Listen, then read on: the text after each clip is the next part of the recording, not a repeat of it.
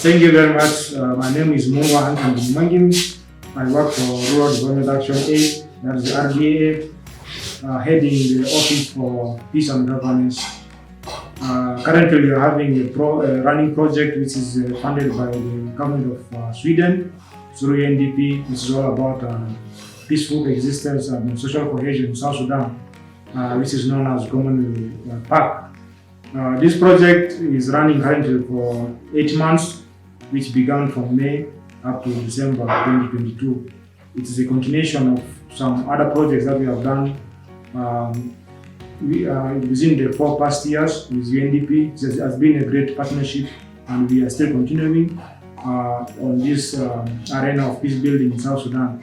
Currently, the project for this year is running in 2 counties of Western Equatorial State, that is Nzara and the Yembio County, respectively. Thank you all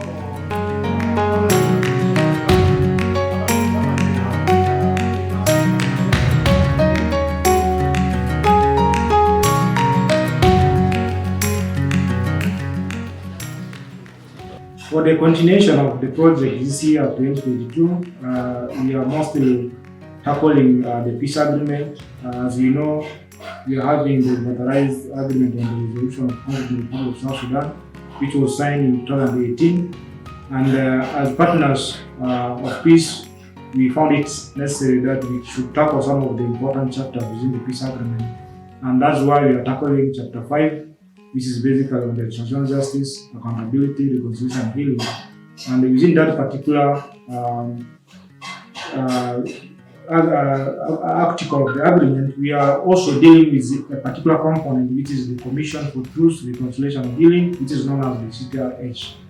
And that's one of the key components within the peace agreement, and also within the project that we are running currently. We also have another component to do with workshops on healing and reconciliation. And we know very well that we are coming from a background of war that have affected a lot of communities. So it is important that we prepare grounds so that communities can be able to forgive each other. People can be able to forgive those who offended them.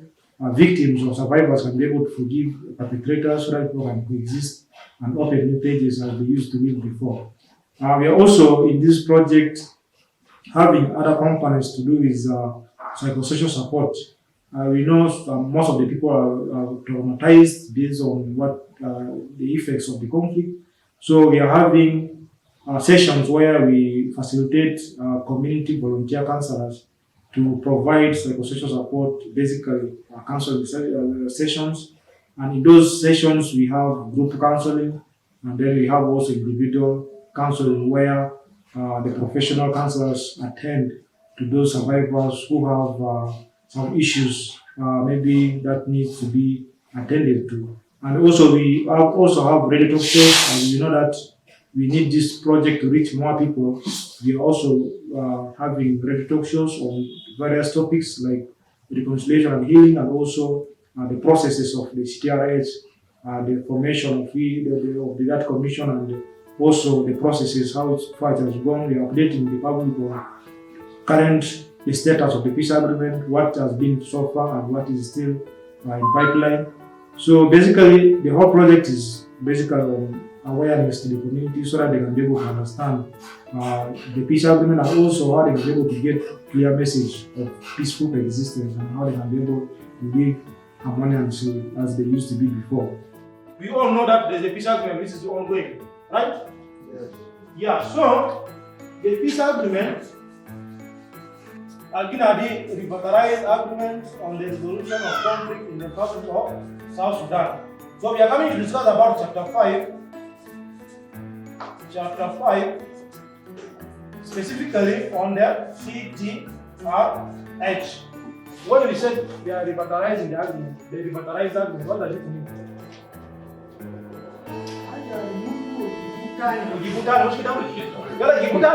Amendments,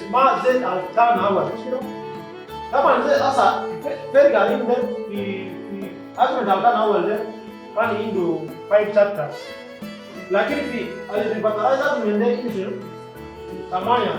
Then where should chapter 7 kana kana mula addition to kushira ya ga dani na kan ma fide lakini judu fisho fidana asade kushira.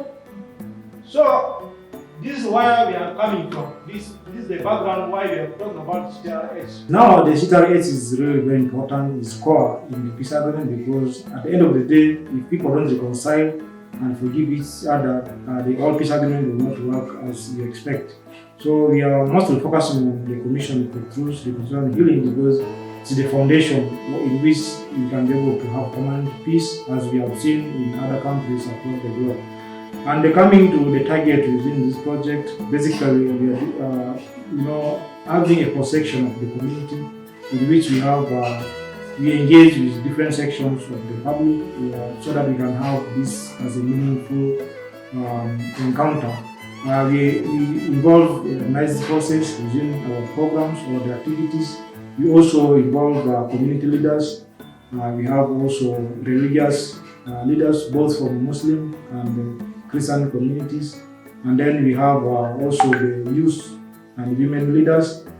And then we engage also some of the members of community-based organizations, the CBOs, so that at the end of the day we can be able to work together for permanent peace in this country.